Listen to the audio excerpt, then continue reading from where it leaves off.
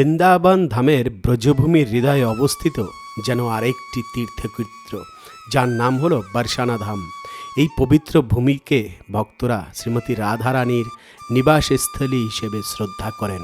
ব্রজের প্রতিটি ধূলিকণা, প্রতিটি কুঞ্জ, প্রতিটি পাহাড় যেন আজও রাধাকৃষ্ণের অমৃতময় লীলার সাক্ষী বহন করে চলছে। তাই হাজার হাজার ভক্তরা বছর বছর ধরে অসংখ্য বিশ্বের নানা প্রান্ত থেকে বর্ষানা ধামে এসে রাধারানীর কৃপা লাভের আশায় জড়িত হন। সোনার নূপুর বাজে আজরে বৃন্দাবনে, সোনার নূপুর বাজে আজরে বৃন্দাবনে, সোনার নূপুর বাজে। শাস্ত্র ও বৈষ্ণব পরম্পরায় বলা হয়, বর্ষানার চারিদিকে যে 4টি পাহাড় রয়েছে সেগুলো ব্রহ্মার 4টি মুখের প্রতীক। এই পাহাড়গুলোর মধ্যে সবচেয়ে বিখ্যাত ভানুগড় পাহাড়ের চূড়ায় অবস্থিত শ্রীজি মন্দির, যেখানে শ্রীমতী রাধারানীকে শ্রীকৃষ্ণের সঙ্গে পূজা করা হয়। শত শত সিঁড়ি বেয়ে উপরে উঠতে উঠতে ভক্তদের মুখে একটি ধ্বনি শোনা যায়, রাধে রাধে। এই নাম ধ্বনিতে যেন সমগ্র বর্ষানা মুখরিত হয়ে ওঠে। রাধা ধানে বেনু কৃষ্ণ কুঞ্জে বাজায় কানু,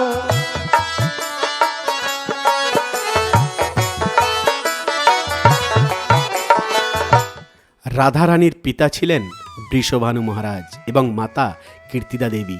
তাদের রাজপ্রাসাদ ছিল এই বর্ষানাতেই। বিশ্বাস করা হয় এই পবিত্র ভূমিতেই রাধারানীর শৈশব কাটিয়েছিলেন। এখানকার গলি, কুঞ্জ এবং সরোবরগুলো আজও সেই দিব্য স্মৃতিকে বহন করে চলছে। বর্ষানার অন্যতম আকর্ষণ হল শ্রীজি মন্দির। এই মন্দিরে প্রতিদিন মঙ্গল আরতি, রাজভোগ, সন্ধ্যা আরতি ও স্বয়ং দর্শনে হাজার হাজার ভক্ত সমবেত হন। বিশেষ করে রাধা অষ্টমী আগত মিত্র, তখন গোটা বর্ষানা ফুল, আলো এবং ভজন কীর্তনে মেতে ওঠে। আরেকটি বিশ্ববিখ্যাত উৎসব হল লাঠমার হোলি। এই ঐতিহ্য রাধার কৃষ্ণের প্রেম ও লীলার স্মৃতিকে আজও জীবন্ত করে রেখেছে। প্রতি বছর লক্ষ লক্ষ দেশি বিদেশি দর্শনার্থী এই অনন্য উৎসবে দেখতে আসেন এবং অংশগ্রহণ করেন।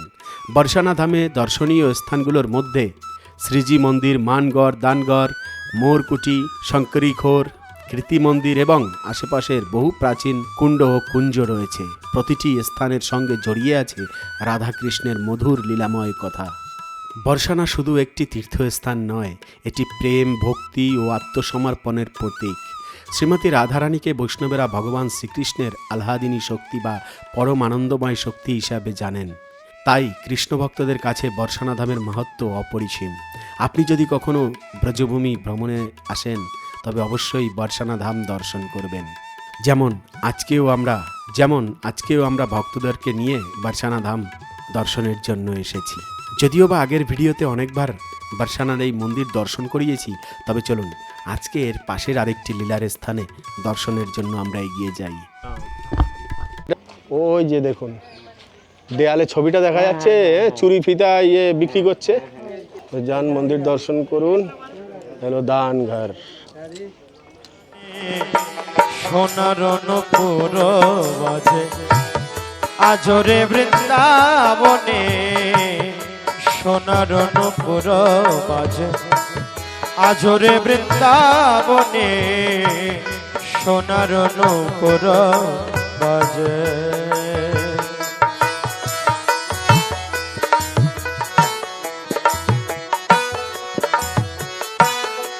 বর্তমানে আলতা পাহাড়ি, আর আগস্ট মাসে আমাদের এই আলতা পাহাড়ির শোভা দেখুন। চারিদিকে ব্রজধাম পুরো কিন্তু সবুজ হয়ে উঠেছে। এখন আর আগের মতো দেখা যায় না ফ্যাকাশে টাইপের, পুরো গ্রিন একদম। আজকে আমাদের সাথে ভক্তরাও এসেছেন, বাংলাদেশ থেকে প্রভু এসেছেন। প্রভু, আপনার নাম যেন কি প্রভু? আমার নাম বিকাশ দেব। আচ্ছা, বিকাশ দেব প্রভু এসেছেন। ওনার সাথে ছেলে আছে এবং মাতাজিও আছে, পুরো পরিবার সহ এসেছেন ব্রজধাম 84 ক্রোশ পরিক্রমা করার জন্য। আর বর্তমানে আলতা পাহাড়ির সৌন্দর্য এবং রাধারানীর সেই অষ্টসখীদের সিঙ্গারের স্থান আমরা দর্শন করছি, যেখানে আলতা পরিয়েছিলেন শ্রীমতী রাধারানীকে সখীরা, সেই পবিত্র স্থান। এবং এই হলো আমাদের ব্রজধামের আগস্ট মাসের দৃশ্য দেখুন। আর উপরে আরও দর্শন রয়েছে, উপরে উঠতে পারবেন প্রভু? কটুরী আকৃতি, যেটা চরণ পাহাড়িতে দেখেছেন ওরকমই। তো এই যে বৃক্ষ উপরে দেখা যাচ্ছে, এইটা দর্শন করে চলে আসুন। ব্রজধামের কৃষ্ণ ভক্তদের মুখে শোনা যায় যে একদিন শ্রীকৃষ্ণ ও শ্রী রাধা সখীদের সঙ্গে এই পাহাড়ি অঞ্চলে কুঞ্জবিহারে এসেছিলেন। দীর্ঘ পথ চলার পরে রাধারানীর চরণে আলতা কিছুটা মুছে যায়। তখন সখীরা ভালোবাসা ও সেবা ভাব নিয়ে পুনরায় তার পদযুগলে আলতা পরিয়ে দেন। সেই দিব্য মুহূর্তের স্মৃতিকেই এই স্থানের নাম হয়ে ওঠে আলতা পাহাড়ি। ভক্তদের বিশ্বাস, এই লীলা স্থান শুধু বাহ্যিক সৌন্দর্যের নয়, এটি ভক্তির প্রতীক। রাধারানীর চরণে আলতা মানে ভক্তের হৃদয়ে প্রেমের রং। যে হৃদয়ে রাধার প্রেমের রং লাগে, সেই হৃদয়ই শ্রীকৃষ্ণের আবাস হয়ে ওঠে। আজও অসংখ্য ভক্ত এই স্থানে এসে প্রণাম করেন, কীর্তন করেন এবং রাধা কৃষ্ণের যুগল চরণে নিজেদের জীবন সমর্পণ করেন। চারিদিকে শান্ত পাহাড়ি পরিবেশ, ব্রজের পবিত্র বাতাস এবং কুঞ্জময় প্রকৃতি ভক্তদের মনে এক অপার্থিব অনুভূতির সৃষ্টি করে। আলতা পাহাড়ি আমাদের শেখায় ভগবানের কাছে পৌঁছানোর পথ হলো নিঃস্বার্থ প্রেম, সেবা ও আত্মসমর্পণ। রাধারানীর চরণের আলতার মতোই আমাদের জীবনও যেন ভক্তি রঙে রাঙিয়ে ওঠে। নীরবে বসে একবার রাধে রাধে নাম জপ করুন, দেখবেন হয়তো আপনিও অনুভব করবেন সেই চিরন্তন প্রেমের স্পর্শ, যা যুগ যুগ ধরে অসংখ্য ভক্তকে আকর্ষণ করে এসেছে। কেউ পিছনে বসলো, সামনে বসবে না? কৃষ্ণ, আরে কৃষ্ণ, সামনে বসবে না? পিছনেই বসবে, তা পুরো খালি তো। ঠিক আছে, বসো।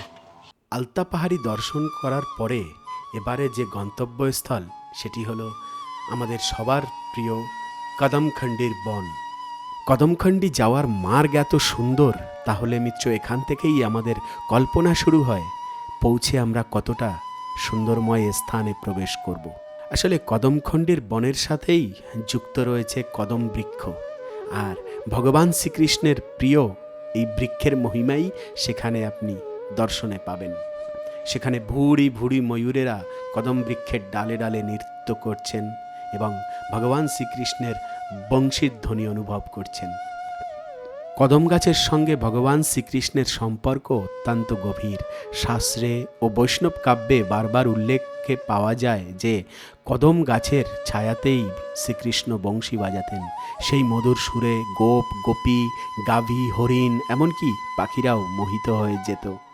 তাই কদম গাছ ব্রজভূমিতে শুধুমাত্রই একটি বৃক্ষ নয়, এটি শ্রীকৃষ্ণের লীলার নীরব সাক্ষী। কদমখণ্ডি বনের পরিবেশ আজও এক অনন্য আধ্যাত্মিক অনুভূতি জাগিয়ে তোলে।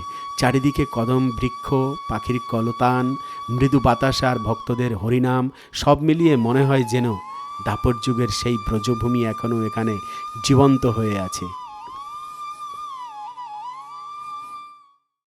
কেলিকদমের নাম শুনেছেন? কেলিকদম দর্শন করেছেন? কেলিকদমের বৃক্ষ এইটাই।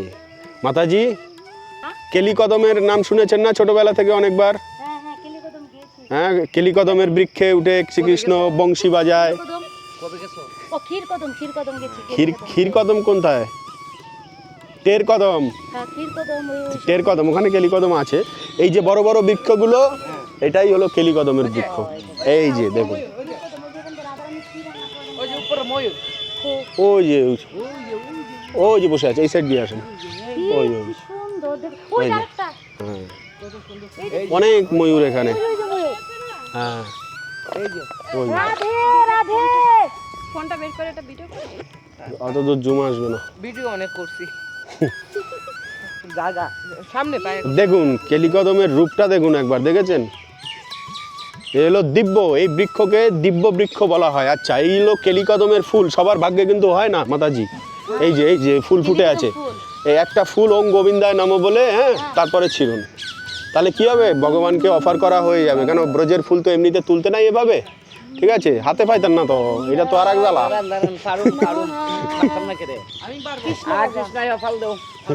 ফালদা ফারো, ব্রাহ্মণ ব্রাহ্মণ ব্রাহ্মণ বাড়ির কথা হয় আমার, ফালদা ফারো একটা একটা ওম গোবিন্দায় নমঃ বলে, একটাই।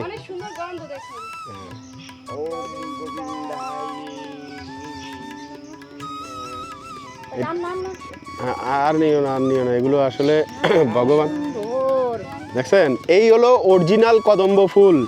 আর আমরা ছোটবেলা থেকে যেটা দেখছি ওইটা কিন্তু ডুপ্লিকেট।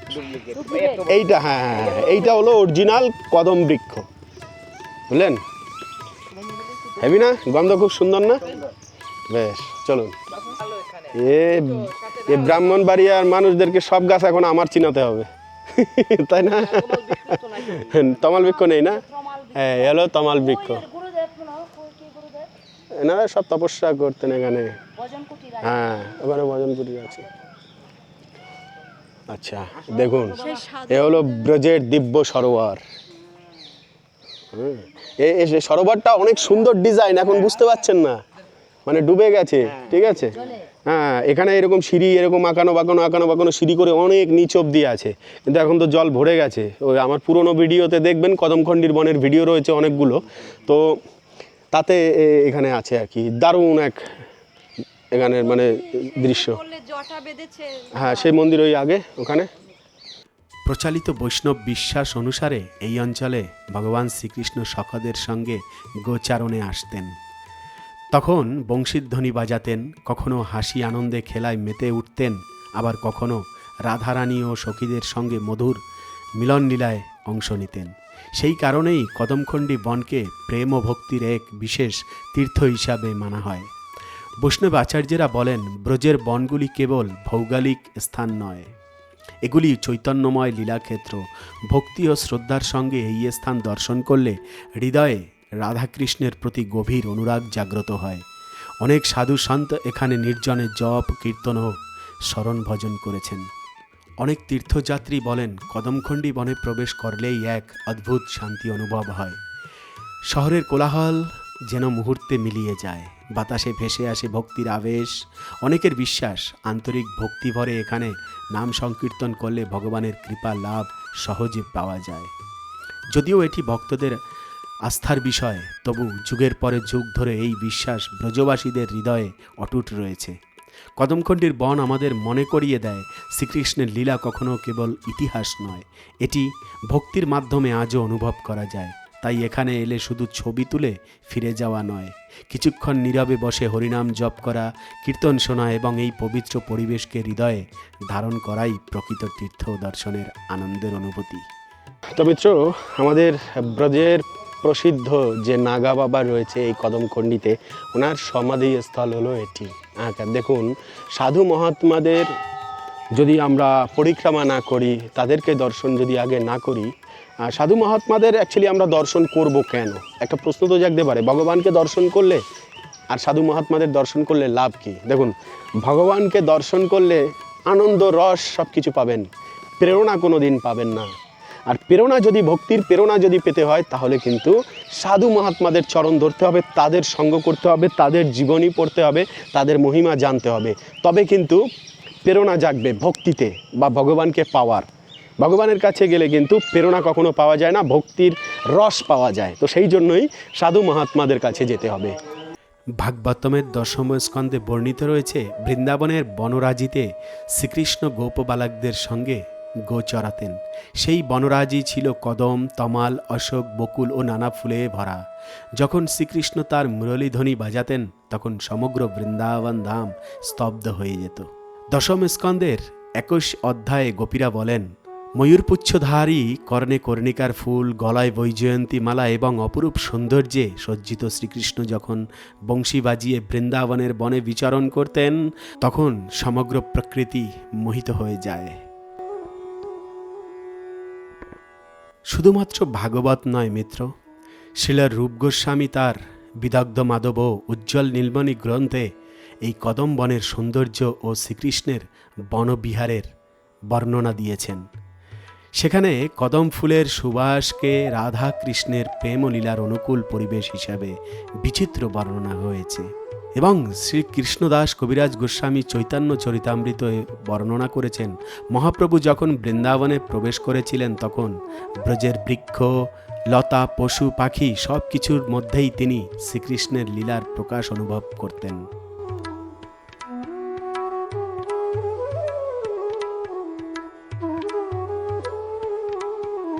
মিত্র, এই কদম বৃক্ষের ডালের কথা শ্রীমদ্ ভগবতের বেণুগীতেও বলা হয়েছে। শ্রীকৃষ্ণের বংশীর সুর শুনে গাভীরা দুগ্ধ ঝরাতে শুরু করত, বাছুরেরা দুগ্ধ পান করা ভুলে যেত, হরিণেরা স্থির হয়ে দাঁড়িয়ে থাকত, নদীর জল যেন থমকে যেত, বৃক্ষেরা আনন্দে ফল ও ফুলে ভরে উঠত। গৌড়ীয় আচার্যেরা বলেন, কদমখণ্ডের বন ছিল সেই সব স্থানের একটি অন্যতম বন যেখানে এই বংশীর ধ্বনির অলৌকিক প্রভাব অনুভূত হতো। তো মিত্র, এবার যাচ্ছি হলো আমরা নাগা বাবা মন্দির দর্শন করার জন্য, এবং সেখানে রাধা মাধব রয়েছে। আর এই কদমখণ্ডির কথা নতুন নতুন করে আর কি বলবো মিত্র, যতই বলা ততই কম, যে এই ব্রজের মধ্যে সম্পূর্ণ 84 ক্রোশের মধ্যে এই স্থানটি হলো এমন একটি স্থান যেখানে মানে বৃন্দাবন জাগ্রত রূপে বিরাজমান। দেখুন, আমাদের ভাব অনুযায়ী বৃন্দাবন নিজের শোভা প্রকট করে, কিন্তু এইখানে আসলে আপনি কি পাবেন? প্রকট করা অবস্থায় দর্শন করতে পারবেন। এ হলো কদমখণ্ডির মহিমা। এই যে দেখুন, কদমখণ্ডি নাগা বাবা মন্দিরে যাচ্ছি। এ হলো প্রবেশ দ্বার, স্বাগতম। দেখুন কত সুন্দর একটি বৃক্ষের ডালে ডালে কত রকম পাখি, আর এখানে আসলে কিন্তু ময়ূর আর টিয়া পাখিতে মন জড়িয়ে যাবে দর্শন করে।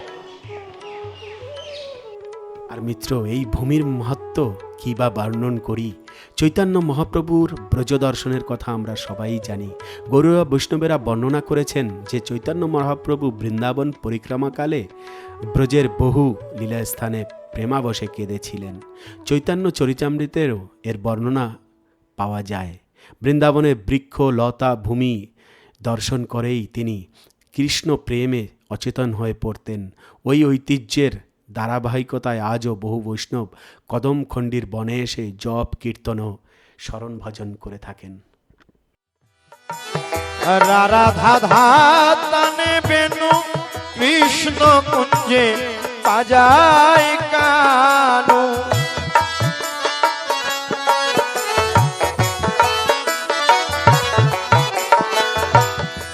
রাধা ধাতানে বেনু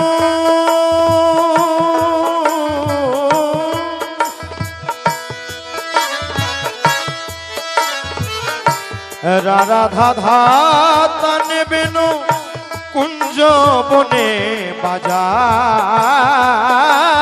কানু, মুগ্ধ ব্রজের যত ধেনু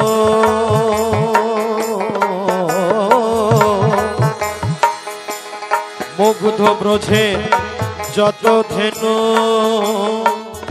সুরধ্বনির গুণতানে সোনার নূপুর বাজে আজরে বৃন্দাবনে, সোনার নূপুর বাজে আজরে বৃন্দাবনে, সোনার নূপুর বাজে। এই যে হলো মানসিংহের মহল সামনে, তার ওপাশেই হলো বৃষভানু বাবার মহল, যেখানে রাধারানী নিবাস করছেন, নিত্য নিবাস করছেন।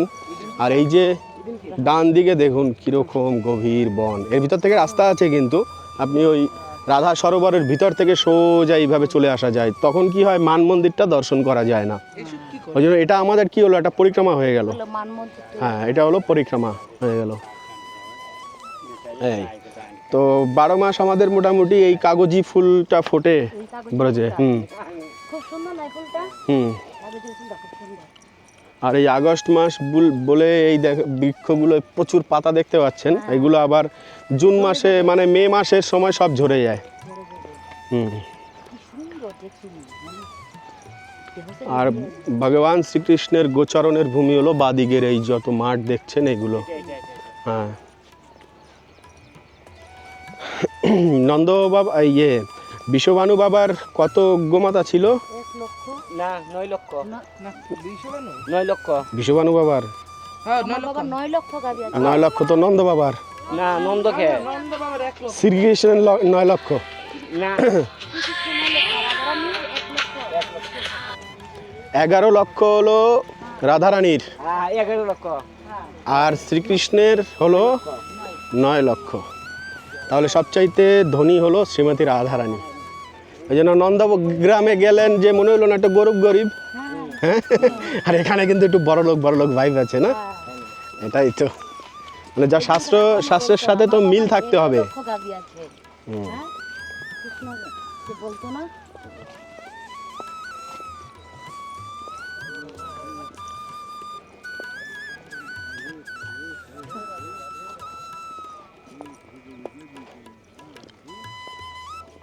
তাহলে মিত্র, আজকের এই ভিডিওটি এই অবধি। পরবর্তী ভিডিওতে আবার আপনার সাথে দেখা হচ্ছে, কথা হচ্ছে, আবার এই ভক্তদের দর্শন হচ্ছে। সে অবধি ভালো থাকবেন, সুস্থ থাকবেন। রাধে রাধে। বৃন্দাবন ধাম ভ্রমণের জন্য আর নেই কোনো চিন্তা। রাধেশ্যাম কুঞ্জ এবং বৃন্দাবন বিহারী হোমস্টে আপনাদেরকে দিচ্ছে একই ছাদের নিচে সকল সুযোগ সুবিধা। এখানের প্রতিটা রুমই পরিষ্কার পরিচ্ছন্ন এবং রুচিসম্মত। প্রতিটা রুমেই অ্যাটাচ বাথরুম, গিজার, কমোড এবং পরিষ্কার পরিচ্ছন্নতার কোনো কমই নেই। আরও থাকছে বাঙালিদের রুচিসম্মত প্রসাদের ব্যবস্থা, ব্রেকফাস্ট, লাঞ্চ, ডিনার। আরও রয়েছে প্যাকেজ ট্যুর, সব ধরনের গাড়ি পরিষেবা, 84 কোরস পরিক্রমা, সাইট সিনের সুব্যবস্থা ইত্যাদি। স্ক্রিনে দেওয়া নাম্বারের সাথে অবশ্যই যোগাযোগ করবেন, হোয়াটসঅ্যাপ করবেন।